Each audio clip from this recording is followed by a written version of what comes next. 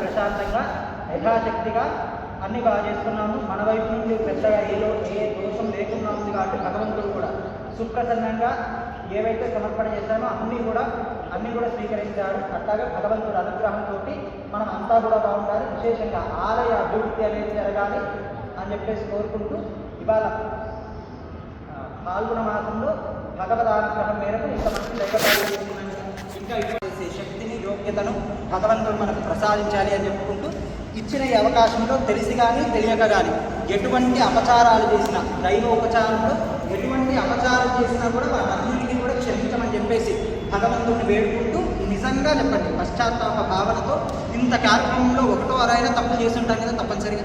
కాబట్టి ఆ తప్పులు ఏమున్నా కూడా క్షమించమని చెప్పేసి వేడుకుంటూ పశ్చాత్తాప భావనతో నిజంగా భగవంతుడిని వేడుకుంటూ